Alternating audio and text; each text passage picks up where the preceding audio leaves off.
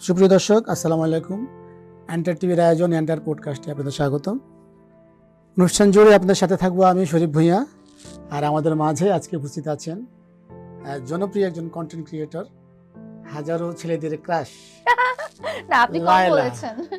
আপনি কম বলেছেন। মাত্র হাজারে আমি হ্যাপি আমাদের না। আমি হলো- চাই কোটি কোটি মানুষের ক্রাশ হতে। আচ্ছা, কেমন আছেন? আলহামদুলিল্লাহ ভালো। আপনি কেমন আছেন? জি, আলহামদুলিল্লাহ ভালো। কিভাবে সময় পার করছেন? আমি কিভাবে আমি তো সময়ই পাই না। সময় পান না? না, কি করে সময় পান না? কি কাজে ব্যস্ত আপনি সময় পান আমি না? বাচ্চা কাচ্চা পেলে সময় পাই না। আচ্ছা, আমি আচ্ছা। আমার বাবুদেরকে পালতে পালতে আমার সময় চলে যায়। ফ্যামিলিতে কে কে আছে আপনার? আমার 2 সন্তান আছে, আমার মা আছে। আচ্ছা, আচ্ছা।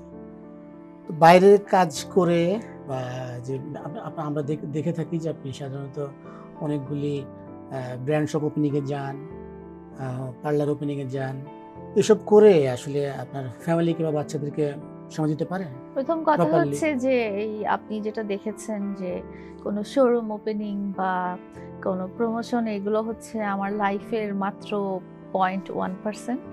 এগুলো হচ্ছে কোনো টাইমই না। এগুলো হচ্ছে যখন খুব অবসর টাইমে থাকি তখন হয়তো এই কাজগুলো আমি করি। এগুলো হচ্ছে আমার শখের টাইম পাস বলতে পারেন। আমার বেশিরভাগ সময়ই যায় আমার পরিবারের প্রতি। আচ্ছা, আচ্ছা। লায়লা কি সেলিব্রিটি? সেলিব্রিটি শব্দের অর্থটা আমাকে আগে বলতে হবে, তারপরে আমি বলবো আমি সেলিব্রিটি কিনা। আপনাকে আমি যেটা মেন করেছি সেটা হচ্ছে সেলিব্রিটি মিন হচ্ছে জনপ্রিয়। না, ওই মিন না, এখন- মানে আপনি আসলে যেটা মিন করে আমাকে জানতে আমি চাচ্ছেন সেই মিন করে যে জানতে জনপ্রিয় চাচ্ছি কিনা। যে জনপ্রিয় কিনা। আমি জনপ্রিয় কিনা, এটা আসলে আমার যারা ফ্যান বেজ আছে বা আমার যারা দর্শক আছে বা আমাকে যারা অপছন্দ করে তারা বলতে পারবে যে আমি আসলে জনপ্রিয় কিনা। বাট আমি ভার্চুয়াল প্ল্যাটফর্মে মানুষের ভালোবাসার মানুষ হয়ে থাকতে চাই। না, সেখানে আমরা দেখে থাকি সেটা অনেক সময় কিছু সেক্ষেত্রে নেগেটিভ কমেন্ট থাকে, আমি positive জনপ্রিয় comment থাকে। কিনা বা জনপ্রিয় না কিনা এটা আমার আসলে আমি এটা কখনো মেপে দেখি। আচ্ছা, আচ্ছা, আচ্ছা, আচ্ছা। আপনাকে নিয়ে অনেক ট্রল হয়, হুম। বিশেষ করে সোশ্যাল মিডিয়ায় বা সোশ্যাল যে প্ল্যাটফর্মগুলোতে। এটাকে আপনি কিভাবে দেখেন? খুব ভালোভাবে দেখি। আমাকে নিয়ে যতগুলো মানুষ রোস্ট করে, ট্রল ভিডিও করে, সবগুলো আমি পুরোটা দেখি, পুরোটা শুনি, তারপরে একটা রিয়াকশন দেই, লাভ বা লাইক বা ওয়াও, তারপরে হচ্ছে কমেন্ট করি এবং পারলে পোস্টটা শেয়ারও করে দিই। আচ্ছা, আচ্ছা। আমি খুব এনজয় করি ট্রল ব্যাপারটা। তাহলে আমরা কি ধরে নেব আপনি অনলি একজন কন্টেন্ট ক্রিয়েটর? অনলি একজন বলতে কি বোঝাচ্ছেন? মানে অনলি কন্টেন্ট ক্রিয়েটর সেটা মিন করছি আমি। মানে অনলি মানে কি? শুধুমাত্র আপনি আপনার মানে কন্টেন্ট তৈরি করেন, সেটা আপনার আমি- টিকটকে হোক, ফেসবুকে আমি হোক। আমি বলতে চাই যে আমি একজন ডিজিটাল প্ল্যাটফর্মে আমার একটা পদাচারণা আছে। আমার ভিডিওগুলোকে আপনি ক্রিয়েশন হিসেবে নাও জাজ করতে পারেন। আপনার কাছে সেগুলো জাঙ্ক মনে হতে পারে, ডাস্টবিনের ব্যাপারও মনে হতে পারে। আর আমি চাই যে আমার অনলাইন প্ল্যাটফর্মে আমার একটা পদাচারণা আছে। সেটা it may be a creator, it may be nothing. এখন কি নিয়ে ব্যস্ত সময় পার করছেন? এখন আমি এই যে বললাম আমার বাচ্চা কাচ্চা নিয়ে বাচ্চা- ব্যস্ত। এটা শুধু এখন না, সবসময় আমি আমার বাচ্চাদের নিয়ে ব্যস্ত সময় পার করি। লায়লাকে আমরা সিনেমায় কবে দেখতে পাবো? খুব শীঘ্রই, আমরা জানেন না? আপনার মিউজিক ভিডিও দেখেছি, আপনার শর্ট ফিল্ম দেখেছি। খুব তাড়াতাড়ি আমরা আমি যে শাকিব খানের নায়িকা হতে যাচ্ছি Right, সেটা আপনি ঘোষণা করেছেন যে আপনি হুম, শাকিব খানের নায়িকা হতে হতে যাচ্ছেন। যাচ্ছি, হ্যাঁ। এটা আসলে কতটুকু সত্য, নাকি একদম- শুধুই একদম সত্যি, ভাইরাল হওয়ার জন্য করেছেন কাজটা? একদমই সত্যি, সিরিয়াসলি? একদম সিরিয়াসলি। সেটা কি শাকিব খান জানে? ওনার মুভি উনি জানবে না? আপনি কি মনে করেন আপনি শাকিব খানের নায়িকা হওয়ার যোগ্য? আমি কেন মনে করব না? প্রথম কথা হচ্ছে যে আপনি নায়িকা হিসেবে যেই একটা আউটলুক চিন্তা করেন সব সময় যে খুব কম বয়সী হতে হবে, খুব স্লিম ট্রিম সুন্দর ফিগার হতে হবে বা খুব জনপ্রিয় কেউ হতে হবে, সবসময় এরকম নাও হতে পারে। আপনি নায়িকা হিসেবে এমন কোনো ক্যারেক্টার থাকতে পারে যে খুব সাধারণ একজন মানুষ, তো সেটা গল্পের প্রয়োজনে যে যেরকম নায়িকা চুজ করে। তো আমাকে যদি কেউ সুইটেবল মনে করে তাহলে আমি কেন মনে করব না? আমার তো সবকিছু বিবেচনা করেই তারা সুইটেবল মনে করেছে। সবারই একটা আক্ষেপ থাকে হ্যাঁ। যে আমি যেমন ধরেন- আমি বড় পর্দায় যেমন যাব, আপনাকে বড় বলি, পর্দায় কাজ করব। আপনাকে বলি ভাইয়া, আমরা যখনই কোনো ড্রেস বা কোনো ব্র্যান্ড বা কোনো ফ্যাশন বা র্যাপ এসব যখন মডেল হিসেবে চিন্তা করি, তখন কিন্তু আমরা একটা স্ট্রাকচার্ড ফিগারের লেডি বা জেন্টলম্যানকে চিন্তা করে থাকি, যে যারা এত ফিট টল হবে, বডি মেজারমেন্টটা এরকম হবে। হ্যাঁ, কিন্তু ওই কাপড়গুলো নর্মালি আমরা কাদের জন্য বানাই? সাধারণ মানুষদের জন্য। এবং সাধারণ মানুষদের জন্য মধ্যে কতজনের ওই 34 ফিগার থাকে, তাই না? সো আসলে আমাদের মনে হয় কি, যে মডেল বলতে এমন মানুষকেই বোঝানো উচিত যাদেরকে আমরা যাদের মাধ্যমে আমরা নিজেদেরকে দেখতে পাই, যে ঠিক আছে এই কাপড়টা আসলে আমি পরলে কেমন দেখা যাবে। আপনি যে এত ফেমাস, সেটার শুরুটা কিভাবে হলো? আমি আসলে মানে আমাকে কিছু মানুষ চিনে, অ্যান্ড কিছু মানুষ চেনার কারণটা হয়েছে যে কিছু কন্ট্রোভার্সির কারণে আমার একটা ব্যক্তিগত রিলেশন ছিল, সম্পর্ক ছিল, এবং আমার যে ব্যক্তিটার সাথে সম্পর্ক ছিল উনি একজন কন্ট্রোভার্সিয়াল পারসন ছিলেন, এবং ওনার সাথে ব্যক্তিগত রিলেশনের কারণে লোকজন আমাকে চিনতে পেরেছে ইনিশিয়াল। এটা ওনার হাত ধরেই আপনি মানে ওনার কারণেই আমাকে আসলে সোশ্যাল মিডিয়াতে লোকজন তখন দেখেছে। এক্স্যাক্টলি, ওনার কারণে। ওনার সাথে এখন আপনার কি যোগাযোগ একদমই বিচ্ছিন্ন নাকি? হ্যাঁ, ওনার সাথে আমার একদমই যোগাযোগ নেই। এবং আমরা- আমি আর কোনোদিন চাইও না তার সাথে কোনো কিছু ঠিক হয়ে যাক, বা তার সাথে আমার কোনো যোগাযোগ হোক, বা তার সাথে আমার কোনোদিন দেখা হোক, আমি এগুলো আর চাইও না। আমরা দেখি সাধারণত সোশ্যাল প্ল্যাটফর্ম গুলোতে আপনাদের এই বিষয় নিয়ে, মানে উনি যে নেক্সট একটা রিলেশনে জড়ালো বা বিয়ে করলো, উনি নেক্সট একটা কেন, উনি অনেক না, যেটা relationship জড়িয়েছে। বিয়ের ব্যাপারটা আসি আমরা, বিয়ের ব্যাপার ডিক্লেয়ার করেছে, সেটা ডিক্লেয়ার বলছেন। করেছে বিয়ের আচ্ছা, ব্যাপারটা, আচ্ছা। ওখানে অনেক কমেন্ট আসে যে লায়লা তো ছিল বুড়ি, হ্যাঁ, এরকম কমেন্ট আসে যে এই মেয়েটা ঠিক আছে। আবার আপনার হয়তো যারা ফ্যান ফলোয়ার, তারা আবার ওখানে কাউন্টার কমেন্ট করে যে না, এই মেয়ের চেয়ে আমাদের লায়লা বেটার ছিল। এই ব্যাপারগুলি কিভাবে দেখবেন আপনি? আমি দেখতেই চাই না। আপনার চোখে পড়ে না সেটা? আমার চোখে আসার কোনো সুযোগই আমি দেই না। সে রিলেটেড কোনো ইস্যু, যে আপনি বললেন দেখে আমি আজ কথা বলছি, বাট সে রিলেটেড কোনো ইস্যু আমি আমার লাইফের আশেপাশে 100 রেডিয়াসের মধ্যে আনতেই চাই না। আপনি কি জানতেন যে আপনি ভাইরাল হবেন? না, আমার আপনি ভাইরাল হবেন, Viral- এটা আপনার কোনো ইচ্ছা ছিল কিনা যে আমি না না viral না হব? না না, এই ধরনের কোনো ইচ্ছা আমার ছিল না। and এই ধরনের কোনো, যতদিন আমি তার সাথে রিলেটেড ছিলাম, যতদিন তার সাথে আমার সম্পর্ক ছিল, বা যতদিন সে আর আমি একসাথে ছিলাম, এটা কোনোদিনও আমার চাওয়া ছিল না যে আমি মানুষের মাঝে যাই বা ভার্চুয়াল প্ল্যাটফর্মে একটা এন্ট্রি নেই। এটা আমার তখনও কোনো ইচ্ছা ছিল না। তার মানে আমরা একদম ক্লিয়ার বুঝতে পেরেছি যে আপনি ওই ব্যক্তির কারণে, মানে মামুনের কারণে আপনি ভাইরাল হয়েছেন বা ফেমাস হয়েছেন, এটা সবার মামুনের কাছে কারণে পরিচিত হয়েছেন। না না না, আপনি যে কথাটা একটা মানে ইম্পোজ করতে চাচ্ছেন যে ওই ব্যক্তিটার কারণে আমি ফেমাস হয়েছি, সেরকম না। ওই ব্যক্তিটার কারণেই লোকজন আমাকে ভার্চুয়াল প্ল্যাটফর্মে দেখেছে। বাট আমার ভার্চুয়াল প্ল্যাটফর্মে পদাচারণা বেসিক্যালি ওনার সাথে সেপারেশনের পর থেকে।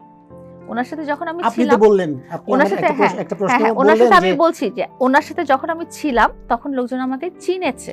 তখন আমি Right. কোনো প্রমোশন করিনি, তখন কোনো শোরুম ওপেন করিনি, তখন আমি কোনো নিজে থেকে কোনো কন্টেন্ট বানাইনি। বানান। বাট উনি যখন চলে গেছেন আমার লাইফ থেকে, এবং উনি আমাকে চ্যালেঞ্জ দিয়ে গেছেন যে আমার কারণে লোকজন তোমাকে চিনতে পেরেছে, তো তখন আমি চ্যালেঞ্জটা অ্যাকসেপ্ট করে আমি তাকে দেখিয়ে দিতে চেয়েছি যে উনি ছাড়াও লোকজন আমাকে চিনতে Right. পারবে। এখন উনি ছাড়াও আপনার নিজের একটা জায়গায় তৈরি Exactly. হয়েছে। সেটা আমি নিজে ক্রিয়েট করেছি, সেটা ওনার কারণে হয়নি। আপনি নিজে ক্রিয়েট করেছেন, বাট ওনার কারণেই কিন্তু আপনি এই এখন আপনি যদি এটাকে বলেন এগিয়েছেন, যে ওনার আপনি যদি কারণেই বলেন কিন্তু। যে রুট কজটা উনি, বাট Right. উনি আমাকে কোনো হেল্প করেন নাই এইসব ব্যাপারে, বা উনি আমাকে কিন্তু কোনো উনি তো বলে support থাকেন করেননি। যে উনি আপনাকে সব ধরনের হেল্প করেছে, উনি আপনাকে তৈরি করেছে। উনি যদি বলতে পারে, মানে উনি যদি বলতে চায় যে সে আমাকে তৈরি করেছে, হুইচ ইজ অ্যাবসলিউটলি রং। কারণ হচ্ছে উনি না আমার একটা পেজ ক্রিয়েট করে দিয়েছে, উনি না আমার একটা চ্যানেল ক্রিয়েট করে দিয়েছে, না উনি আমার একটা ভিডিও বানিয়ে দিয়েছে, না উনি আমাকে একটা এডিট করা শিখিয়েছে, না উনি আমার কোনো কন্টেন্ট। আমি এটা বলতে চাই, ওনাকে আপনারা চিনেছেন আমার মাধ্যমে।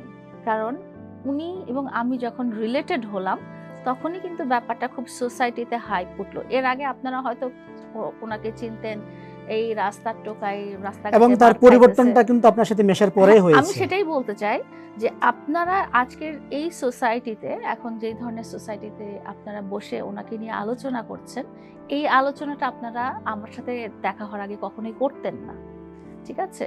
এবং উনি আমার সাথে থাকার কারণে যে ধরনের প্ল্যাটফর্ম, যে ধরনের সারাউন্ডিংস, যে ধরনের বাড়ি গাড়ি, যে ধরনের স্ট্যাটাস শো অফ করে নিজেকে প্রেজেন্ট করেছে, সেটা অনলি আমার কারণেই হয়েছে।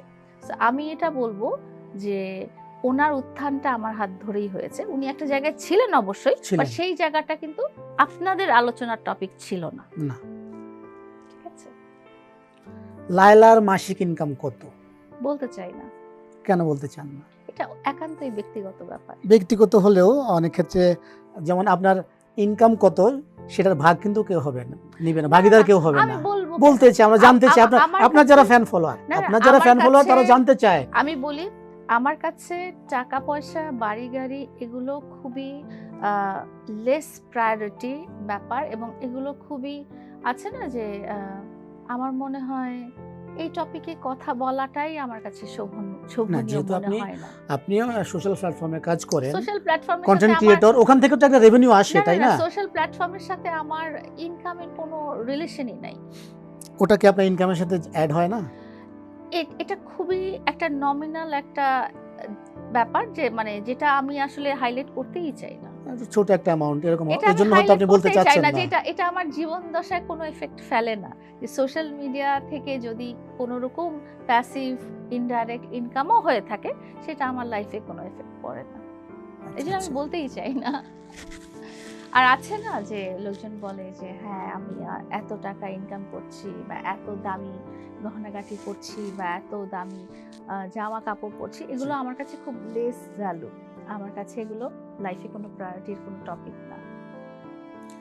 আপনি যেটা বলেছিলেন, আপনি খুব শীঘ্রই সিনেমাতে যাচ্ছেন, তার মানে আমরা কি ধরে নেব আপনি সিনেমা প্রযোজনা করছেন? না, কারণ এখন হয় কি, একজন প্রযোজকই হচ্ছে নায়ক, একজন প্রযোজকই নায়িকা, এবং সে তার অনেক টাকা লগ্নি করে বড় পর্দায় আসতে চায়, না, আসছে। এরকম কোনো টপিক হচ্ছে না, এরকম কোনো ইস্যু হচ্ছে না। এটা সম্পূর্ণই অন্য ফিনান্সিং বা ইনভেস্টিং সবকিছুই অন্য ব্যক্তির দ্বারা। আপনি বেছে বেছে কম বয়সী ছেলেদের টার্গেট করেন কেন? কই আমরা আপনার ওই যে প্রাক্তন যে ছিল, এর পরেও দেখলাম যে মেহেদী শুভ নামের একটা ছেলে দীর্ঘদিন আপনার সাথে কাজ করেছিল কতদিন? বিভিন্ন জায়গায়, অনেকদিন, অনেক কন্টেন্ট। না, আমি বলি, আপনি যেই কন্টেন্ট ক্রিয়েটরের নাম বললেন মেহেদী শুভ, ওর সাথে আমার 2টা মিউজিক ভিডিও এবং 2টা ব্রাইডাল শুট ছাড়া আর কিছুই হয়নি, এবং একটা মনে হয় শোরুম ওপেনিং এ গিয়েছি, এবং এগুলো সবই হচ্ছে থার্ড পার্টি কাজ, মানে এগুলো হচ্ছে আমার না, কিন্তু ওর আইডিতে সম্ভবত আরো অনেক বেশি আমি দেখেছি। ওর আইডিতে আরো বেশি কিছু দেখার কোনো সুযোগ নাই। আপনি হয়তো বিহাইন্ড দ্য সিনের টিডিওগুলো আপনি দেখতে পারেন। হতে পারে, বাট তো যেটা হয়েছে যে আমাদের প্রফেশনাল কাজ এগুলোই হয়েছে, এবং আপনি জানেন যখন আমরা স্পন্সর্ড কোনো কাজ করি, তখন মডেল চুজ করার ব্যাপারটা একান্তই প্রতিষ্ঠানে থাকে। হ্যাঁ, তো আমার সাথে ওনারা তাকে চুজ করেছেন, সেটা তাদের ব্যক্তিগত পছন্দ। বাট এরপরে এটা মনে হয় জাস্ট একটা মাসও হয় নাই, আমরা কাজ করেছি দুজন, ধরেন 14-15 দিনের মতো, এরপরে আর কোনো কাজ হয়নি। আচ্ছা আচ্ছা, আপনি কিছু মামলায় জড়িয়েছেন, ওগুলি এখন কোন অবস্থায় আছে? ওগুলো চলমান প্রসেসে আছে। মানে কোনোটা কি রায় হয়েছে? মামলায় জড়িয়েছি না, আমি একজন ব্যক্তির বিরুদ্ধে আইনগত পদক্ষেপ নিয়েছি, এবং সেগুলো এখন চলমান আছে, এখনো মানে পূর্ণাঙ্গ অবস্থায় পৌঁছায়নি। এসবের জন্য আপনার বেশি প্রেশার হয়ে যায় না, হয়রানি শিকার হতে হয় না? ডেফিনেটলি আপনি যখন কারো বিরুদ্ধে আইনি সহায়তা চাবেন, তখন আপনার উপরে অনেক চাপ আসবে, কারণ কোনো অপরাধী চাবে না যে সে শাস্তি পাক, এবং কোনো অপরাধীকে আপনি দেখবেন না যে সে স্বীকার করছে যে আমি অপরাধ করেছি, এবং যে অপরাধী তার মাইন্ডসেটটাই হচ্ছে ক্রিমিনাল। সে যখন আমার সাথে একটা অপরাধ করতে পেরেছে, সে অবশ্যই আরো অনেক রকম চাপ প্রয়োগ করে আমাকে এইসব আইনি পদক্ষেপ থেকে দূরে নিয়ে যাওয়ার চেষ্টা করবে, তো অবশ্যই অনেক প্রেশারাইজড আমি, অবশ্যই আমি তার কাছ থেকে অনেক ধরনের কি বলবো অত্যাচারের শিকার এই প্রসেসে আছে। বাট আমার মনে হয় একজন দেশের নাগরিক হিসেবে এবং একজন নারী হিসেবে আমি আমার যে নেওয়া ডিসিশন আইনি সহায়তার ব্যাপারে, সেটার ব্যাপারে আমি স্টিক থাকতে চাই। কারণ একটা দেশের মানুষের, সেটা নারী হোক, শিশু হোক, পুরুষ হোক, সবারই আইনগত পদক্ষেপ নেওয়ার অধিকার আছে। এবং আপনি যখন একটা অন্যায়কে সাপোর্ট করেন, তার মানে হচ্ছে যে অন্যায়কারীকে সাপোর্ট করেন, তার মানে হচ্ছে যে আপনি ডাইরেক্টলি এবং ইনডাইরেক্টলি অন্যায়টাকেও আপনি প্রশ্রয় দিচ্ছেন। সো যখনই আপনার সাথে কোনো রকম অন্যায় হবে, আমি সবাইকেই বলবো যে আপনারা যেন তার বিরুদ্ধে রুখে দাঁড়াবেন, প্রতিবাদ করবেন এবং যত রকম আইনি সহায়তা, প্রতিবাদ না করলে অন্যায় বাড়তেই থাকে, প্রতিবাদ না করলে অন্যায় বাড়তেই থাকবে। যে ব্যক্তিটা আমার সাথে অন্যায় করেছে, সে আরো অনেক মানুষের সাথে অন্যায় করেছে, আপনারা হয়তো দেখেছেন। কিন্তু সবার কাছ থেকে পার পেয়ে গেছে, বিকজ আইনি প্রক্রিয়াটা অনেকটা লেন্দি, অনেকটা লং প্রসেস এবং আপনাকে অনেক এফোর্ট এবং সময় দিতে হয়, যেটা আসলে সবার ক্ষমতার মধ্যে থাকে না বা সবার সামর্থ্যের মধ্যে থাকে না। বাট তারপরেও আমি বলবো যে অন্যায়কারীকে আপনারা চিহ্নিত করবেন। যেমন আমি একটা টপিক আপনাকে বলতে চাই, দেশে আছে না যে শালীনতাহানির ঘটনা অনেক ঘটছে, সেখানে আমরা কি করি, আমরা নিউজ মিডিয়াতে দেখি যে যেই মেয়েটা বা যে নারীটা বা যে শিশুটার উপরে এই ধরনের অত্যাচার হচ্ছে, তাদের ছবি প্রকাশ করা হচ্ছে, তাদের নাম প্রকাশ করা হচ্ছে, যে করছে বাট আমাদের উচিত যে লোকটা করছে তার নামটা, তার ছবিটা, তার ভিডিওটা, তাকে হাইলাইট করা যে এই লোকটা হচ্ছে চিহ্নিত অপরাধী, যে অলরেডি শালীনতাহানির শিকার, তাকে আমরা তার ছবি প্রকাশ করে তাকে আমরা আরো মান সম্মানহানি করা উচিত না। আপনার সাথে যে অন্যায় হয়েছে, সেটা কি আপনি সুযোগ করে দিয়েছিলেন কিনা? আসলে অন্যায় যখন হয়, হ্যাঁ, ওই যে আপনি একটু আগে বললেন, আমি একটু বলি, আপনি একটু আগে বললেন যে আমরা যদি অন্যায়ের প্রতিবাদ না করি, অন্যায় কিন্তু বাড়তেই থাকে, হতেই থাকে। সেক্ষেত্রে আপনি তাকে প্রশ্রয় দেওয়ার কারণেই কিন্তু জিনিসটা এত দূর গড়িয়েছে। তাহলে তো আপনি তাকে সুযোগ করে দিয়েছিলেন। আমি আপনাকে যে কথাটা বলতে চাই সেটা হচ্ছে যে আমার সাথে যে অন্যায় করেছে, সে আমার কোনো অপরিচিত ব্যক্তি না, পরিচিত, ঠিক আছে? তার সাথে আমি সম্পর্কিত এবং তার সাথে আমি একসাথে বসবাস করেছি দীর্ঘ 4 বছর।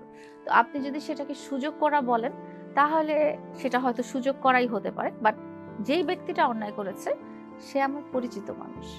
তো এখানে যখন আমি দেখেছি যে পরিচিত মানুষ আমার সাথে অন্যায় করেছে, তখন আমি হয়তো একবার সহ্য করেছি, দুবার সহ্য করেছি, 3বার সহ্য করেছি, 4বারের বার আমি বারবার চেষ্টা করেছি, প্রতিবাদ করেছি, 5বারের বার আমি তার পরিবারকে জানিয়েছি, সমাধান করার চেষ্টা করেছি, 6বারের বার আমি সমাজকে জানিয়েছি, 7বারের বার আমি আর না পেরে আইনের আশ্রয় নিয়েছি। Exactly, right. কারণ আমরা না সবসময় কি চাই, সংসারটাকে টিকিয়ে রাখতে চাই, সম্পর্কটাকে টিকিয়ে রাখতে চাই, এবং আমরা চাই যে আমাদের যিনি আপন মানুষ, সে যদি কোনো ভাবেও ক্রিমিনাল মাইন্ডসেটের হয়েও থাকে, আমরা যেন তাকে শুধরাতে পারি। হ্যাঁ, কিন্তু যখন দেখা যায় যে একান্তই পারছেন, আপনারা এমন ঘটনাও দেখবেন যে মা বাবা হয়েও মাদকাসক্ত সন্তানকে পুলিশের হাতে তুলে দিচ্ছে, অনেকে মেরেও ফেলছে। হ্যাঁ, কারণ হচ্ছে যে তারা শুধরাতে পারছে না দেখে আইনের আশ্রয় নিয়েছে। এটাকে আপনি আসলে সুযোগ করে দেওয়া বলতে পারেন না। আপনার কি তার জন্য খারাপ লাগে? মনে হয় খুব? না, আমি যে এই যে বললাম, গোপনে কান্না করেন তার জন্য? না, আমি এই মানুষটা, আমরা যতটুকু জানি আপনি তাকে অনেক ভালোবাসেন, আপনি তাকে একদম মনে প্রাণে ভালোবাসতাম, বাট এই মুহূর্তে আর না। তার প্রতি এখন আর আপনার কোনো মানে আবেগ, অনুভূতি কোনো কিছু নেই? কোনো রকম চিন্তা ভাবনা, কোনো রকম ফিলিংস, কোনো কিছুই আর কাজ করে না। আমি তাকে চিনতেও চাই না, এবং আমার যদি মানে এমনও সুযোগ আসে যে কখনো তার সামনাসামনি পড়ে যাওয়ার মতো সুযোগ হয়, আমি জাস্ট একেবারেই মুখটা ঘুরিয়ে চলে যাব। সে যখন আপনাকে ফিজিক্যালি টর্চার করেছিল এবং সেখান থেকে বের হয়ে গিয়েছিল আপনার বাসা থেকে, এরপরও আপনি তাকে একবার সুযোগ দিয়েছিলেন, সেটা কেন? ফিজিক্যালি টর্চারের ব্যাপারটাও কিন্তু হচ্ছে 4র্থতম বার। হ্যাঁ, এর আগেও হয়েছে, এবং সে আমার বাসা থেকে ফিজিক্যাল টর্চার করে বের হয়ে গিয়েছিল, কিন্তু সে যখন বুঝতে পেরেছে যে এবার আমি আর মাফ করছি না, আমি থানাতে গিয়েছি, তখনই কিন্তু সে নিজেই চলে আসছে। আপনি তাকে কনভিন্স আমি করতে তাকে হয় না, আনতে সে নিজে চাইনি, নিজেই সে আসছে নিজেই চলে এসেছে। বাঁচার জন্য, বাঁচার যে সে যেন কোনো ঝামেলায় না পড়ে ঝামেলায় না এটার জন্য। পড়ে, এক্স্যাক্টলি। আচ্ছা আচ্ছা। তো আপনি নতুন করে কোনো সম্পর্কে জড়িয়েছেন কিনা? না, আমি আর কোনো সম্পর্কে জড়াতেও চাই না। জড়াতেও চান না? জড়াতেও চাই না। মানে সম্পর্কের প্রতি একটা ঘৃণা বা এরকম ঘৃণা কিছু? না, আসলে একটা সম্পর্ক যখন আপনি ওয়ার্কআউট করতে চান, আপনাকে না অনেক পরিমাণে স্যাক্রিফাইস করতে হয়, অনেক সময় দিতে হয়, অনেক অ্যাডজাস্ট করে নিতে হয়, অনেক কম্প্রোমাইজ করতে হয়। এবং আমি না ওই ঠুনকো সম্পর্কে বিশ্বাসী না, যে আজকে ভালো লাগলো কালকে ভালো লাগলো না, আজকে এর সাথে কালকে ওর সাথে। I don't believe on that. আমি আমি যদি কারোর সাথে, যার সাথে সম্পর্কে ছিলাম, তার সাথে আমি 100% লয়াল ছিলাম, 100% আমি এফোর্ট দিয়েছি, এবং আমি ওই রকমই সম্পর্কে বিশ্বাসী। তো আমার ওই যে টাইম পাস টাইপের যে সম্পর্ক না, এগুলো আমি চাই না। সো আমি আমার আর এনার্জি নাই আসলে মানুষের প্রতি এত এফোর্ট দিতে, বিকজ আমি এতটা কষ্ট পেয়েছি লাস্ট রিলেশনে। আমার মনে হয় যে আমি এই দিকে আর পা বাড়াবো না। আমরা কি ধরে নেব তাহলে মামুন আপনার সেটা যেটা করেছে সেটা ছিল টাইম পাস? কারণ আপনি বললেন যে সে একবার একজনকে ধরে, ওর একজনকে ধরে। যেটা ছিল সেটা ছিল আহ, পরিকল্পিত প্রতারণা, পরিকল্পিত প্রতারণা। পরিকল্পিত লং টার্ম প্রতারণা। কারণ আমরা তো 4 বছর একসাথে রিলেশনের মধ্যে আপনার ছিলাম। সাথে রিলেশনে থাকা অবস্থায়ও কিন্তু সে হ্যাঁ, অন্য জায়গায় হ্যাঁ, জড়িয়েছিল। হ্যাঁ, তারপরেও মানে আগে পিছে আরো 2 বছর একটা, মানে ব্রেকআপের আগে একটা, মানে মোটামুটি 6 বছর আমরা একটা সম্পর্কের মধ্যে ছিলাম। তো 6 বছরে সে তার বা তার পরিবার একটা পরিকল্পিত প্রতারণার সম্পর্ক বলতে পারি। আচ্ছা আচ্ছা। সেক্ষেত্রে আমরা দেখলাম তার মা আপনার বাসায় এসে থাকতো, আপনাকে খুব টেক কেয়ার করতো, একদম মা মা বলে। তার মাও কি এটার সাথে জড়িত ছিল নাকি? আমি মানে তো পরিকল্পনায় কি উনিও আমি তো ছিল বলেছি নাকি? যে হ্যাঁ, যে পারিবারিকভাবে লং টার্ম প্রতারণার পরিকল্পনা ছিল তাদের। আমরা ওনার কয়েকটা ভিডিও দেখেছিলাম যে উনি একবার বলে যে ও তো খুব ভালো, এই সে আবার বলে যে না ও খুব খারাপ, ও তো মামুনের বয়সে অনেক বড়, সে যদি একটা থাপ্পড় মারতো, একটা ধমক দিত, তাহলে তো সে সুযোগগুলি পেত না। তাহলে উনি যদি পরিকল্পনার অংশ না হন, তাহলে এই কথাগুলি উনি কিভাবে বলেন? আমার কথা হচ্ছে যে রিলেশনের শুরু থেকেই যেহেতু পারিবারিকভাবে আমাদের বাসায় প্রস্তাব এসেছে এবং আমরা সম্পর্কে আনুষ্ঠানিকভাবে জড়িয়েছিলাম, এবং আপনি হয়তো 4 বছরের অনেক ভিডিও দেখেছেন যে আমি জি। ওই তার মার সাথেও আমার অনেক সুন্দর অন্তরঙ্গ সম্পর্ক, ভাই বোনের সাথেও অন্তরঙ্গ সম্পর্ক, এবং আমাকে সব জায়গায় উনি খুব ভালো বলছে। আমরা আসলে বলতে চাই যে যেহেতু তাদের চাওয়া পাওয়াটা আমার কাছ থেকে শেষ হয়ে গেছে, বা তারা যে জিনিসটা হাসিল করতে চেয়েছিল সেটা, তাদের স্বার্থটা যেখানে শেষ, তো সেখানে আমাকে নিয়ে আর ভালো কিছু বলার তাদের আসলে কিছু নেই। এবং আমার বয়স কত বা আমি কি, সেটা আসলে 6 বছর পরে বলার চেয়ে 6 বছর আগে থেকেই তো ওনারা দেখেছেন, এমন তো না যে। জানতেন ওনারা? হ্যাঁ, অবশ্যই জানতেন। এবং আপনার যে দুটো সন্তান আছে সেটাও ওনারা না জানতেন? জানার তো কোনো কারণ নাই। কারণ কি, আপনার বাসায় ওনাদের এন্ট্রি ছিল? না, না, না। কারণ হচ্ছে আমি তাদের অবস্থানে যে থাকিনি। তারা পরিবারগতভাবে এসে আমার বাসায় বছরের পর বছর, এমন না যে ১-২ দিন। আপনি যদি একটা মানুষের বাসায় একদিনও বেড়াতে যান, আপনি যদি এরপরেও আরো ২-৩ দিন বেড়াতে যান, আপনার অনেক কিছুই জানা হয়ে যাবে। আর যারা আমার বাসায় অবস্থান করছে, থাকছে, খাচ্ছে, ঘুমাচ্ছে, আত্মীয়স্বজন যাওয়া আসা করছে, রান্নাবান্না করছে, আমার পরিবারের সাথে থাকছে, বা আমার এলাকায় আছে, হ্যাঁ, তো তাদের কাছে তো কোনো কিছু হিডেন থাকার কোনো কারণই নাই। কারণ আমি তো তাদের করাইলের বস্তিতে যেয়ে উঠিনি, তারা আমার বাড়িধারার বাসায় এসে উঠেছে, এবং তারা এখানে 4টা বছর ছিল। 4টা বছর কিন্তু অনেক বড় একটা। হ্যাঁ। মামুনের সাথে আপনার শুরুটা কিভাবে হয়েছিল? মামুনের সাথে শুরুটা অনলাইনেই হয়েছে। উনি আমাকে ইনস্টাগ্রামে নক দিয়েছিলেন। যেহেতু আমার ইনস্টাগ্রাম একটা আইডি ছিল, সেখানে আমার পোষা পাখি, কুকুর, গাছপালার ছবি পেট ছিল। লাভার আমরা জানি। হ্যাঁ, অনেক পেট লাভার। সো এগুলো উনি দেখে উনি এবং ওনার মা আমাকে ভিডিও কল দিয়েছিলেন। তো এভাবেই। এরপরের আরেকটু জানতে চাচ্ছি। উনি এবং ওনার মা আমাকে ভিডিও কল দিয়েছেন, এবং ওনারা আমার বাসা দেখতে চেয়েছেন, আমার পশু পাখি দেখতে চেয়েছেন। আমিও ভিডিও কলে দেখালাম তাদেরকে। তো এইভাবেই করে প্রথম কথা হয়েছে তার সাথে। তো তারপরে দেখা গেল যে ওনার মা এবং উনি আমাদের বাসায় প্রায় আসার আসতে চান, তো আমি তাদেরকে আমার বাসার কোনো অ্যাড্রেস দিইনি, বিকজ আমি যেহেতু চিনি না। And হুট করে তো একজনকে বাসায় হ্যাঁ, আনতে দেওয়া যায় না। অনেকের সাথে হয়তো আপনি অনলাইনে পরিচয় হয়, হ্যাঁ, বাট হয়। তার মানে এটা না যে তারা আপনার বাসায় চলে আসবে। এবং আরো একটা ব্যাপার যেটা আমার মাথায় সবসময়ই হয়েছে, সেটা হচ্ছে যে সে কিন্তু আমার বন্ধু হতে পারবে এরকম জিনিসটা আমি কখনো ভাবিনি। কারণ তার কোনোটাই আমার সাথে ম্যাচ হচ্ছিল না। তার পারিবারিক স্ট্যাটাস বলেন বা এডুকেশন ব্যাকগ্রাউন্ড বলেন বা প্রফেশন বলেন বা কোনো কিছুই আমার সাথে অ্যাডজাস্টেবল আচ্ছা। ছিল না। তো সেই জন্য আমি আসলে তাদেরকে ওই ওই হাই হ্যালো কলের মধ্যেই রাখতে চেয়েছিলাম। তো এরকম অবস্থাতেই যখন মামুনের খুব মর্মস্পর্শী কিছু ভিডিও আসলো যে তার বাক ও শ্রবণ প্রতিবন্ধী ভাই বোন আছে এবং সে খুব অসহায় এবং তার মা খুব অসুস্থ, and টাকার অভাবে তারা চিকিৎসা চিকিৎসা করাতে করতে পারছে পারছে না। না। এবং এই ধরনের জিনিস আমি ভিডিওতে দেখছি তখন। তো এখন ওই মোমেন্টে এই লোকটা আমার সাথে বা এই লোকের মাটা আমার সাথে প্রথম কলে কিন্তু ও এবং ওর মা একসাথে আমার সাথে কথা বলেছে। শুরু থেকেই। প্রথম দিনের কলটা থেকেই। তো ওরা যেহেতু আমার কাছে আমার পরিচিত একটা মানুষ, আমার সিম্প্যাথি গেইন হয়েছে। যেমন এখন অনেক মানুষের সিম্প্যাথি হ্যাঁ, হয়। হয়। যেমন যখন ও কান্নাকাটি করে যে আমার বিরুদ্ধে ৬টা মামলা, আমি কত অসহায়, এই সেই বলে যখন কান্নাকাটি করে অনেক মানুষই সিম্পাথাইজ হয়ে যায়। তো ওই টাইমেও আমি খুব সিম্প্যাথি ফিল করতাম তাদের প্রতি। এবং দেখা গেছে যে ৩ নাম্বার দিন কলে সে একদম কান্নাকাটি করে অস্থির যে আমার মা প্রচন্ড অসুস্থ, অ্যান্ড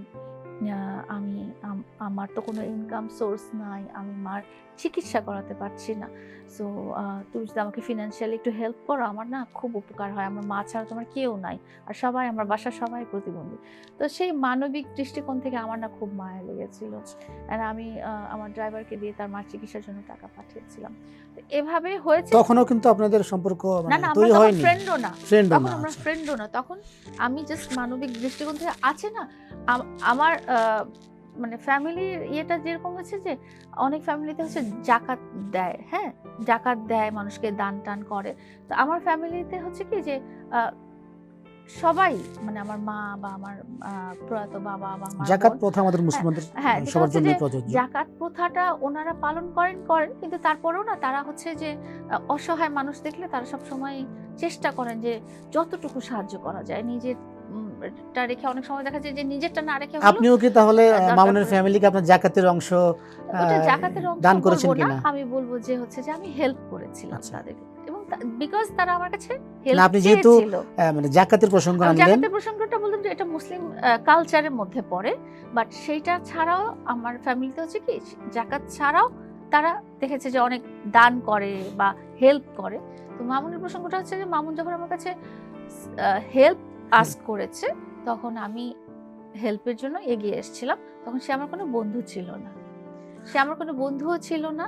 সে শুধুই অনলাইনে একজন পরিচিত ব্যক্তি। যেহেতু আমি দেখেছি তার ভিডিও, তার কান্নাকাটি, তার বোন ভাই কথা বলতে পারে না, মা অসুস্থ। তো আমি I was sympathize to their family, ওকে? তো এবং এভাবে করে যখন কথা বলছি বেশ কয়েক মাস হয়ে গেল এবং তার মা বলল যে, "আমি তোমার বাসায় আসবো, আমাকে ঠিকানা দাও।" মামুন বলল, "আমি তোমার বাসায় আসবো, আমাকে ঠিকানা দাও।" তখন ৩ মাস পর্যন্ত আমি তাকে কখনো বন্ধুই মনে করিনি। বা আমরা এই গল্পটা শুনবো। আমরা হ্যাঁ। ছোট্ট একটা বিরতিতে যাব। Sure, sure. দর্শক সাথে থাকুন।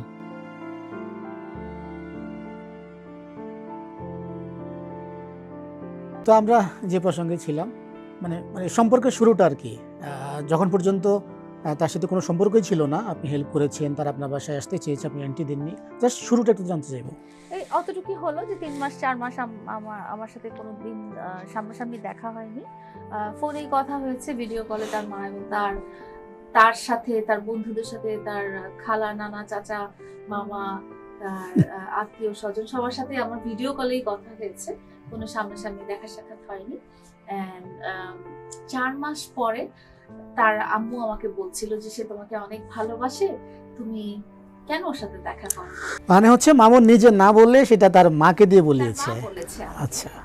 এবং এর মধ্যে সে নানাভাবে আমাকে বলেছে সে আমাকে অনেক পছন্দ করে এবং সে আমার অনেক আমাকে অনেক কাছের মনে করে এবং সে আমাকে ছেড়ে জীবনে কোনোদিন চলে যাবে না, এইসব কথা সে বলেছে অলরেডি। আর আমি ওগুলো শুনেছি শোনার মতো করে। তো তার মা আমাকে বলেছে যে সে তোমাকে অনেক ভালোবাসে, তুমি কেন ওর সাথে দেখা করো না? তো আমি বললাম যে এটা আমার বাসায় এটা অ্যালাউ না, এই ধরনের কোনো দেখা সাক্ষাৎ। আমি যেরকম আছি এরকমই ফাইন, আমি ফাইন উইথ দ্যাট। তারপরে ওনারা বললেন যে তুমি কোথাও রেস্টুরেন্টে যেয়ে দেখা করো বা তুমি আমাদের বাসায় আসো বা এরকম সেরকম। তো এর মধ্যেই যখন দেখলাম যে তাদের মধ্যে আমার সাথে দেখা করার আগ্রহটা curiosity। অনেক কিউরিওসিটি, এবং তারা আমার বাসায় আসার অনেক চেষ্টা করছে, তো এর মধ্যেই উনি যেটা করলেন, আমি প্রতিদিন হাঁটতে যেতাম, বিকালে, সন্ধ্যা এবং সকালে 3 বেলা করে হাঁটতে যেতাম পার্কে।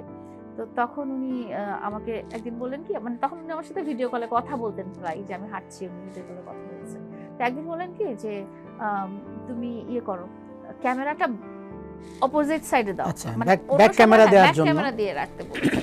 তো আমি ব্যাক ক্যামেরা দিয়ে ওনার সাথে কথা বলে হেঁটে টেটে বাসায় চলে আসছি। তো আমি বুঝিনি যে ওনার টেকনিকটা ছিল এরকম, যে উনি ব্যাক ক্যামেরা দিয়ে লোকেশন ট্রেস করলো। লোকেশনটা ট্রেস করেছে। উনি তো জানেন যে আমি এই জায়গা এলাকায় থাকি, এরকম সার্টেন এলাকায় থাকি, কিন্তু এরকম এলাকাতে স্পেসিফিক লোকেশন ট্রেস করলো সে। এরকম এলাকাতে 1000টার মতো বাড়ি আছে, তো 1000টার বাড়ির মধ্যে কোন বাড়িটা আমার সেটা, তো উনি মোটামুটি একটা ধারণা করে নিলেন। এবং ধারণা করে নেওয়ার পর আমি কিন্তু এটা বুঝতে পারিনি যে ওনার ইন্টেনশনটা সেদিন এরকম ছিল। তারপরে উনি আমার এলাকাতে আসলেন, উনি 3 ঘন্টা হেঁটেছেন প্রতিটা বাড়ি। প্রথমে উনি ওনার গাড়ি ছিল, ওই গাড়ি দিয়ে উনি আর কি খুঁজে দেখেছেন। তারপরে উনি গাড়ি এক সাইডে রেখে উনি 3 ঘন্টা হেঁটে হেঁটে এক একটা বাড়ির সাথে ওই ভিডিওর ছবি মিলিয়ে তারপরে উনি আমার বাসার সামনে যে উনি কল দিয়ে বলেছেন যে আমি তোমার বাসার নিচে। হ্যাঁ, সো এই ধরনের শুরুটা। তো এই ধরনের ক্রেজিনেস বা এই ধরনের মানে ভালোবাসা দেখতে যে কোনো নারী মানে স্বপ্নের মতো হতে পারে, যে একটা ছেলে বা একটা ছেলের পরিবার আমার প্রতি কতটা পাগল বা কতটা ডেসপারেট হলে এই ধরনের কাজটা করে। এটা আমি জাস্ট একটা ঘটনা বললাম। সে এবং তার মা আমরা বুঝতে পেরেছি তারা আপনাকে প্ররোচনায় ফেলেছে আর কি। তার মা আমাকে ইমপ্রেস করার জন্য পুরো একটা বছর আমার পিছনে এই ধরনের নানা রকম অ্যাক্টিভিটিস, যেখানে কোনো ফিনান্সিয়াল ব্যাপার হয়তো ছিল না, যেমন ও 3 ঘন্টা হেঁটেছে, এটাই তো আমার মায়ে লেগে গেছে যে সে 3টা ঘন্টা আমি তার কে, তাই না? ঠিক আছে, বাট আপনি রিলেশনে কেন জড়ালেন? আপনি তো দেখছেন যে ও অনেক ছোট, এই যে অনেক ছোট, বা দেখতেও কিন্তু অত হ্যান্ডসাম তখন ছিল না যখন আপনার সাথে রিলেশন হয়, একদম হ্যাংলা পাতলা ছিল। আপনার এই কথাটার উত্তরটা আমি একটা বাক্যে বলে দিতে পারি, সেটা হচ্ছে যে কখন কার প্রতি ভালোবাসা জন্ম নিবে এটা আসলে মানুষ নিজেও, মানে আল্লাহ প্রদত্ত, আপনি যেটা মিন করছেন। এবং এই ঘটনাটা হওয়ারই ছিলই দেখেই হয়ে গেছে। হ্যাঁ, কারণ আমি তো ক্যালকুলেশন করেছি একটা বছর, যে না এর সাথে আমার ফ্রেন্ডশিপও সম্ভব না। 3টা মাস কিন্তু আমি তাদের সাথে দেখাই করিনি এই ক্যালকুলেশন করে। কিন্তু দেখা গেল কি যে আমার করা ক্যালকুলেশন এবং আল্লাহ তাআলার করা ক্যালকুলেশনটা দুইটা ডিফারেন্ট। আল্লাহ তাআলা যেভাবে চেয়েছে, হ্যাঁ, আমরাও চাই সবাই ভালো থাকুক, সেও ভালো থাকুক, আপনি ভালো থাকেন। একটা শব্দ আমরা শুনতে পাই, যেটা হচ্ছে সুগার মাম্মি বলা হয় আপনাকে। সেটা কেন বলা হয় সুগার মাম্মি আপনাকে? এবং আপনাকে আপনার আগে, মানে মামুন এবং আপনার রিলেশনের আগে এই শব্দটা এই দেশে অত বেশি প্রচলন ছিল না, বা মানুষের মুখে মুখে ছিল না, যেটা আপনার এবং মামুনের কাহিনীর জন্য হয়েছে, যে সুগার মাম্মি শব্দটা মানুষ জানতে পেরেছে। সেটাকে আপনি কিভাবে দেখবেন? আমি আসলে বললাম যে এই শব্দটার সাথে আমিও পরিচিত ছিলাম না। যখন আমরা রিলেটেড হলাম পারিবারিকভাবে এবং একসাথে থাকা শুরু করলাম, তখন থেকে আমাদেরকে নিয়ে প্রচণ্ড ট্রল করা হতো সামাজিক যোগাযোগ মাধ্যমে, প্রচণ্ড রকম ট্রল, অনেক অনেক বেশি ট্রল। সেই ট্রলের মধ্যেই থেকে আছে না যে এক এক সময় এক একটা ওয়ার্ড উঠে আসে, এই সময় ওই ওয়ার্ডটা হয়তো উঠে আসছে। বাট বললাম না যে এই শব্দটার সাথে আমি বা উনি আমরা আসলে খুব ফ্যামিলিয়ার ছিলাম, এবং আমাদের দেশেও মানুষজন এই ওয়ার্ডটা নিয়ে চিন্তা ভাবনা। আমার কোশ্চেন ছিল আপনি কি সুগার মাম্মি কিনা, জাস্ট এটা একটু এক্সপ্লেইন করবেন? অবশ্যই না। সুগার মাম্মি কারা হয়? সুগার মাম্মি হয় যারা তাদের নিজেদের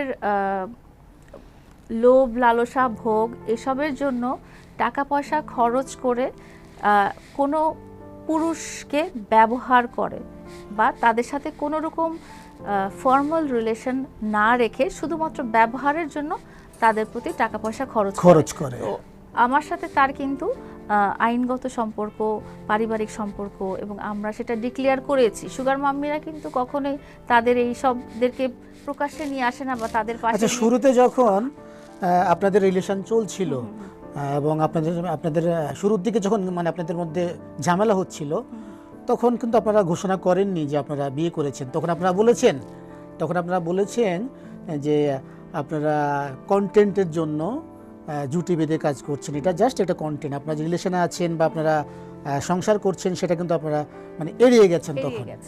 এড়িয়ে যাওয়ার কারণটাও আমি কিন্তু অনেক জায়গায় বলে দিয়েছি, যে সেটা হচ্ছে যে আমার যিনি জীবনসঙ্গী ছিলেন তার এবং তার পরিবারের খুব ইচ্ছা ছিল উনি শাকিব খান হবেন। আচ্ছা, উনি নেক্সট শাকিব খান হবেন, যেটা আপনারা পরবর্তীতেও শুনেছেন যে উনি নিজেই ডিক্লেয়ার করেছেন। তার চেঞ্জও আমরা দেখেছি কিছুটা আপনার সাথে ইনভলভ হওয়ার পরে। হ্যাঁ, শাকিব খান হবেন এবং উনি যেহেতু উনি মিডিয়াতে কাজ করতে ইন্টারেস্টেড, উনি মিডিয়া জগতে কাজ করবেন। তো ওই মুহূর্তে ওনার সাথে একজন ফিল্ম প্রডিউসারের, মানে আমরা তখন নতুন রিলেশনে গেছি, তো ওই মুহূর্তে তার সাথে একজন প্রডিউসার এবং ডিরেক্টরের কথা হচ্ছিল সিনেমা বানানো, ওনাকে হিরো বানানোর প্রসেসটা চলছিল। উনি তখন দেখা গেছে যে উনি খুব লিন অ্যান্ড থিন ছিলেন, একদম নায়ক মনে হতো না, শিশু শিল্পী মনে হতো তাকে, কিন্তু তারপরেও তারা ওনাকে নিয়ে চিন্তা করেছিলেন এবং তার প্রতি ওই ইনভেস্টটা তারা পরিবর্তন করে নিতে হতো এরকম ধরে নিয়েছেন যে 3 মাসের ওনার একটা ট্রান্সফরমেশন হয়ে যাবে ফিজিক্যাল স্ট্রাকচারের ক্ষেত্রে, বা কথাবার্তা বলা বা গেট আপ টেট আপে সবে হয়তো একটা ট্রান্সফরমেশন হয়ে যাবে। তো এটা একদম শুরুর দিকে 2022 সালের ধরেন জানুয়ারি বা ফেব্রুয়ারির দিকে। তো ওই টাইমে ওনাদের যেরকম একটা ডিমান্ড ছিল যে আমরা তো তাকে হিরো বানাবো, এন্ড এই হিরোর তো একটা আলাদা গ্ল্যাম থাকেই। সো হিরো অলরেডি ম্যারিড বা হিরো অলরেডি ম্যারিড, এই জিনিসটা আসলে হিরোর গার্লফ্রেন্ড থাকতে পারে, বাট হিরো অলরেডি বিয়ে করে ফেলেছে, এই ডিক্লারেশনটা যদি আমরা আগে দিয়ে দেই তাহলে দেখা যাবে যে হিরোর মার্কেট ভ্যালুটা অনেক। আচ্ছা, তার মানে ওটার জন্য আপনারা এটাকে হাইড করে গেছেন। এটার জন্যই আমরা আসলে এই প্রথম থেকেই দেখা গেছে, এবং আমার লাইফ পার্টনারেরও ইচ্ছা ছিল যে আমরা এই জিনিসটা যখন সে অলরেডি হিরো হয়ে যাবে, সে অলরেডি সিনেমায় পদাচারণা রাখবে, তখন আমরা সুন্দর করে মানে প্রোগ্রাম করব এন্ড অ্যারেঞ্জমেন্ট করব এন্ড ডিক্লেয়ার করব। বাট সবাই তো জানেই যে আমাদের রিলেশনের ব্যাপারটা অনলাইন অফলাইন সবাই বা সামাজিকভাবেও সবাই তো দেখছে আমরা আসলে কি ধরনের রিলেশনে ছিলাম। বাট ডিক্লারেশনটা ও চেয়েছে যে সে হিরো হওয়ার পরেই প্রকাশ করবে, এর আগে সে হাইড রাখবে জিনিসগুলো।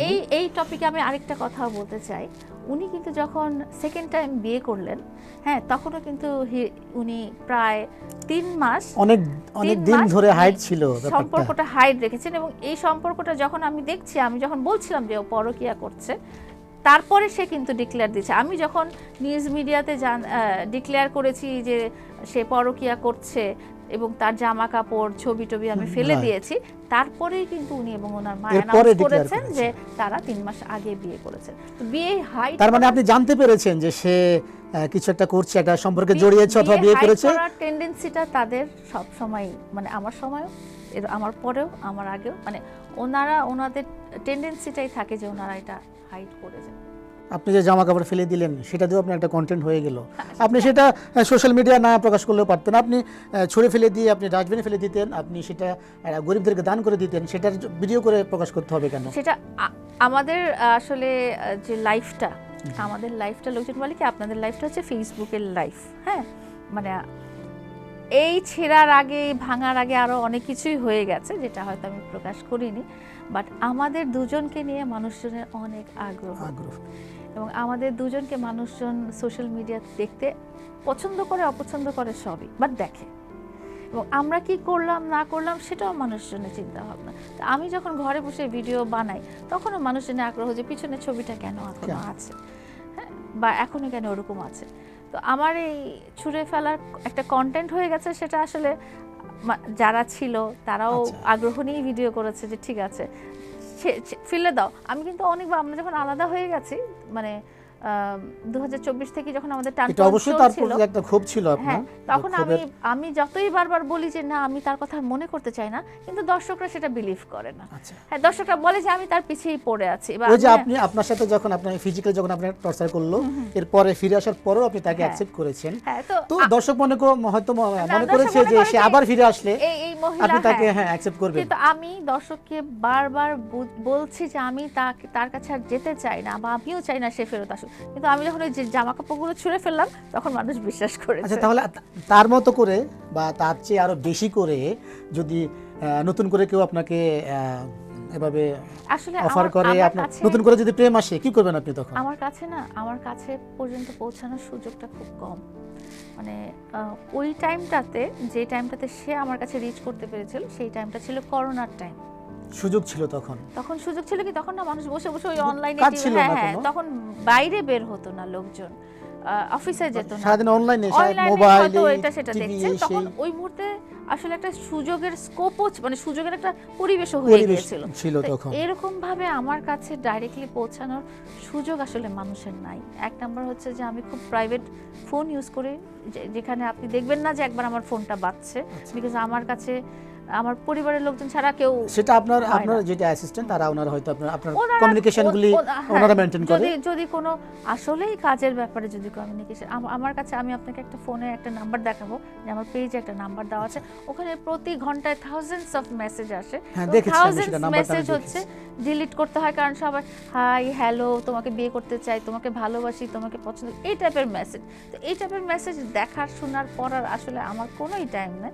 আমার যারা অ্যাডমিন আছে, আমার যারা মডারেটর আছে, তারা দেখে, এবং এখান থেকে যদি কোনো কাজের কোনো ব্যাপার থাকে, ইম্পর্টেন্ট কোনো ব্যাপার থাকে, সেটা তারা তখন আমাকে নোটিফাই করে, নিজেরা জাস্টিফাই করার পরে, যেটা আসলে কোনো ফেক কল না। সো আমার কাছে এসে পৌঁছানোর বা আমাকে অ্যাপ্রোচ করা বা আমাকে ইমপ্রেস করার এখন আসলে আর কোনো সুযোগ নেই। অত সোজা না। সুযোগটা নাই। আপনি গান করেছিলেন মোমোর স্টুডিওতে, গানে কেন গেলেন? আপনি তো গান পারেন না, আপনার কণ্ঠ ভালো না, আপনি লিরিকের সমস্যা, আপনি সুরের সমস্যা, হ্যাঁ তাল লয়ের সবকিছুতে সমস্যা, কিন্তু আপনি সবই কেন গান সমস্যা। করতে গেলেন? আমি শুধু গানই না, আমি কিন্তু নাচও ভাইরাল হওয়ার জন্য করেছি। সবকিছু নাকি? আমি কিন্তু নাচও করেছি। হ্যাঁ, নাচও করেছেন আপনি, হ্যাঁ, মিউজিক ভিডিও আপনি- করেছেন, সেটা আমি বলেছি এর আগে। না না, আমি স্টেজে নাচ, হ্যাঁ, নাচ নাচ করেছেন আপনি। করেছি। তো আপনি এটা তো বলতে পারেন যে আপনি এত মোটা সোটা, এরকম নাচ, নড়তে পারেন না, চড়তে পারেন না, তারপরেও কেন? মানুষ আছে না, অনুরোধে ঢেকি গেলে, আমি অনুরোধে জাহাজও গিলে ফেলেছি আচ্ছা, নাচ আচ্ছা, সেটা আমি নাচ বুঝতে গান পেরেছি। করে। তাহলে আমরা কি এখন আপনার কণ্ঠে একটু একটু গান না না শুনবো? না, এইগুলো ওই যে এক দু লাইন, বেশি না, এক দু লাইন। এক দুই লাইনও হবে না। আমি ইভেন কবিতাও বলতে পারি না। কবিতা পারেন না? আচ্ছা, তা আমরা তাহলে এখন জানতে চাইবো আপনি সিনেমার জন্য কি প্রস্তুতি নিচ্ছেন? আপনি বলেছেন যে আপনি বড় পর্দায় আসছেন। আমার বড় পর্দায় আসার এই ডিক্লারেশনটা আমি আগেই দিয়েছি আমার নিজের মোটিভেশনের জন্য। বিকজ বড় পর্দায় আসতে হলে সবাই যেরকম একজন গ্ল্যামারাস নায়িকা মনে মনে ভেবে রাখে, সেরকমটা কিন্তু আমি না। তো যতই আমি, আপনি সেটা অকপটে স্বীকার করছেন। হ্যাঁ, এটা অনেকে স্বীকার করে না। না, স্বীকার না করার কি হলো? আমি তো নিজেকে আয়নায় দেখি, এবং আমার বাসায় অনেক আয়না। সো আমার এজ বলেন, হাইট বলেন, ভাইটাল স্ট্যাটস বলেন, বা আমার প্রেজেন্স বলেন, হাঁটা চলা নাচা, কোনো কিছুই আমার নাই। সো এটা যখন কেউ বলে যে তোমাকে আমি আমার সিনেমায় কাস্ট করব, তখন সেটা আমার জন্য অনেক বড় একটা চ্যালেঞ্জের ব্যাপার হয়ে দাঁড়ায়। সো নিজেকে আমার প্রস্তুত করার তো স্টার্টটা তখন থেকেই করতে হয়। তো আপনারা হয়তো দেখেছেন যে আমি আসলে যাচ্ছি বিউটিফিকেশনের জন্য বলেন, অ্যান্ড ফিগার মেনটেনের জন্য আমি যেমন ধরেন ওয়েট লস প্রোগ্রামগুলো নিচ্ছি, বা জিমে যাচ্ছি। এই যে আপনি জিমে যাচ্ছেন, আপনি গ্ল্যামারাসের জন্য আপনি পার্লারে যাচ্ছেন, বিউটিশিয়ানদের কাছে যাচ্ছেন, সেখান থেকে আপনার উদ্ভট কিছু ছবি পোস্ট করা হয়। মানে আছে না যে ক্যামেরা ধরারও একটা ব্যাপার থাকে, আপনার ছবিগুলি দেখে উদ্ভট মনে হয়, কোনো বাজে কমেন্ট আসে ওখানে। এই ছবিগুলি প্রকাশের ক্ষেত্রে আপনি কোনো নির্দেশনা থাকে না? আমি যেটা বলতে চাই যে এক্স্যাক্টলি আমি আসলে যাদের সাথে কাজ করছি, হ্যাঁ, তাদের কোনো পেজ থেকে আমি আসলে দেখিনি অফিসিয়ালি। এখানে অনেকগুলো আছে যে এআই করা হয়েছে, বা ছবি বিকৃত করে ধরেন ট্রোলের কারণে করা হয়েছে, অনেকে আছে। ইভেন আমি যখন ফেসবুক স্ক্রল করি তখন দেখি যে ধরেন এই ছবিটা আমি তুলি, সামনেও পড়ে, হ্যাঁ, এই ছবিটা আমি তুলি না, বা এই ধরনের পোজ আমি দেইনি, বা এই ধরনের কিছু আমার সাথে হয়ইনি, সেই ধরনের ছবিও আছে। হ্যাঁ, সেই ধরনের ছবি ভিডিও আছে। তার মানে আপনি এআই কে দায়ী করছেন এই বিষয়গুলির জন্য? এআই দিয়ে আসলে অনেক কিছুই সম্ভব, যেটা খুব রিয়েলও মনে হয় সামটাইমস। বাট আমার মনে হয় যে এটা নিয়ে আমার এত টেনশন করার কিছু নেই, কারণ আমি তো জানি আমি এই ধরনের ছবি তুলিনি। তো এই ধরনের কোনো এআই এডিটেড ছবি যদি কেউ পাবলিশ করেও থাকে ট্রল করার জন্য বা অন্য কোনো খারাপ ইন্টেনশনের জন্য, সেটা নিয়ে আমার মাথা ব্যথা নাই আসলে। বুঝতে পেরেছি। প্রত্যেকেরই একজন আইডল থাকে, কাজের ক্ষেত্রে হোক, যে কোনো ক্ষেত্রে হোক, একটা আইডল থাকে। আপনার আইডল কে? আমি কখনো ভাবিনি আসলে আমার আইডলকে। আমি মানে কাউকে অনুকরণ করিনি এখন পর্যন্ত, বাট সবারই আসলে একটা আইডল থাকা উচিত। অনুকরণ না, আইডল ব্যাপারটা হচ্ছে সবারই একজন আইডল থাকা হ্যাঁ, উচিত। আপনি কাকে দেখে Inspire অনুপ্রাণিত হয়, হন, হ্যাঁ, হ্যাঁ। সেই ব্যাপারটা আর কি। সেটাই বললাম যে আমার এই এখন পর্যন্ত আমি কাউকে দেখে অনুপ্রাণিত হইনি, বাট আমার মনে হয় যে এটা থাকা খুব ভালো, এটা থাকা খুব ভালো, একটা মানুষের আইডল থাকা উচিত। বাট আমি নিজেকে নিজের কম্পিটিটর মনে করি। আমি মনে করি আমি একদিনের আগে যেটা ছিলাম সেটার চেয়ে আমি আরেকটু ডেভেলপ হব নেক্সট দিন। সো আমি নিজেকে নিজের কম্পিটিটর মনে করি, আগাই। বাট আপনি যেটা বলছেন যে আপনার কোনো আইডল আছে Idol কিনা, আমার আসলে এরকম কেউ নেই। আচ্ছা আচ্ছা, হ্যাঁ লালা, আমরা আরেকটা ব্যাপার জানতে চাইবো যে আপনি যেটা বলেছেন যে মামুনের ব্যাপারটা, যে উনি সে পরকীয়ায় লিপ্ত ছিল। তো পরকীয়ার কারণে আসলে এটা পরকীয়া সমাজের জন্য, আমাদের দেশের জন্য, সবার জন্যই ক্ষতি। কারণ আমরা দেখেছি যে আমাদের কিছুদিন আগে আমাদের টিভি নাটকের হিরো আলভির ওয়াইফ ইকরা সুইসাইড করেছে, এবং সে আলভি পলাতক ছিল, সে অ্যারেস্টেড, নাও সে অ্যারেস্টেড। তো এটাকে আপনি কিভাবে দেখবেন? সেখানে কি দুজনেরই দোষ ছিল, নাকি ইকরা অথবা আলবি বেশি দোষী এই ক্ষেত্রে? পার্টিকুলারলি ওদের ইনসিডেন্টটা আসলে কি হয়েছে সেটা তো ওরাই ভালো বলতে পারবে। না, সেটা প্রকাশ হয়েছে, হ্যাঁ। আলবির কিছু স্ক্রিনশট ফোনের, এবং ইকরার কিছু, সবকিছু, এবং আলবি অনেকগুলি ভয়েসও দিয়েছে সবার সামনে। সেটাই আমি বলতে চাই যে আসলে এক্স্যাক্টলি তাদের মধ্যে কি হয়েছে সেটা আমাদের তৃতীয় পক্ষ হয়ে বোঝা সম্ভব না। কিন্তু আমি পরকীয়া রিলেটেড একটা কথা বলতে চাই, সেটা হচ্ছে যে মাদকের মতোই পরকীয়া এখন আমাদের দেশে একটা ভয়ানক ব্যাধিতে পরিণত হয়েছে, এবং এই পরকীয়ার কারণে কত হাজার হাজার সংসার ভেঙে যাচ্ছে, এবং কত সন্তান তাদের পরিবার থেকে বঞ্চিত হচ্ছে, মা বাবার ভালোবাসা থেকে বঞ্চিত বা বিচ্ছিন্ন হচ্ছে। এবং এই পরকীয়াটা এত মারাত্মক একটা ব্যাধি, এটা মানে সামাজিক নৈতিকতাটা একদম ধ্বংস করে ফেলতেছে।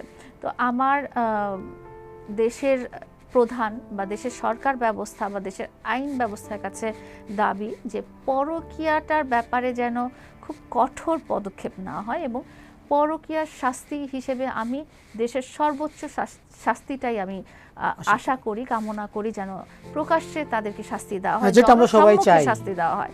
কারণ পরকীয়াকারী যে নৈতিক অবক্ষয়টা, সেটা কিন্তু দেখা যাচ্ছে যে সেটার কারণে আমাদের পরিবারে বলেন বা সম্পর্কে বলেন বা দেশের একটা পুরো দেশের একটা কাঠামোগত বলেন, সবখানে কিন্তু একটা ধ্বংস। আমাদের পরিবারটা যদি ঠিক না থাকে তাহলে দেশও ঠিক থাকবে না।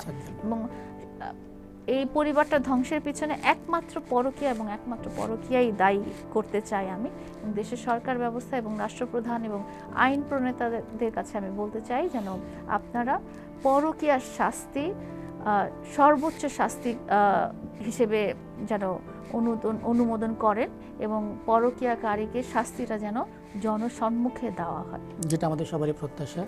আমরা একদম শেষ পর্যায়ে আছি, আমি দু একটা প্রশ্ন করব। অ্যাজ এ দর্শক হিসেবে আপনি লায়লাকে 100-তে কত মার্ক দিবেন? আমি আমাকে 100% দিব। আপনি আপনাকে দিবেন 100%? হ্যাঁ, দর্শক হিসেবে আমাকে কারা দেখবে? আমাকে যারা ভালোবাসে তারা দেখবে, আমাকে যারা ঘৃণা করে সবাই তো আপনাকে ভালোবাসে না, তারা দেখে না। তো তাহলে আপনি 100 থেকে কিভাবে 100 দিবেন? আপনি আমাকে জিজ্ঞেস করতে পারেন যে লায়লার হেটার্স হিসেবে আপনি লায়লাকে কত দিবেন? না, সবারই হেটার্স থাকে। আমি আমার জায়গা থেকে 100% দিই। আপনি আপনাকে 100% দিবেন, বাট দর্শকের ক্ষেত্রে সেটা দর্শক বলতে পারে, আমি বলতে পারে। আপনি বলতে পারেন আপনি লায়লাকে কত পার্সেন্ট দিতে চান? আমি লায়লাকে নেক্সট কোনো এপিসোডে বলবো বা অন্য কোনো আয়োজনে বলবো কত দিতে চাই। ধন্যবাদ লায়লা, আমরা আমাদের একদম অনুষ্ঠানের শেষ প্রান্তে চলে এসেছি। তখন আমাদেরকে সময় দেওয়ার জন্য অশেষ ধন্যবাদ আপনাকে। Thank you so much. দর্শক, আপনাদেরকে অসংখ্য ধন্যবাদ এতক্ষণ আমাদের সাথে থাকার জন্য। ইনশাল্লাহ আবারও পরবর্তীতে কোনো আয়োজন নিয়ে দেখা হবে সবার সাথে। সেই পর্যন্ত সুস্থ থাকুন, ভালো থাকুন। আসসালামু আলাইকুম।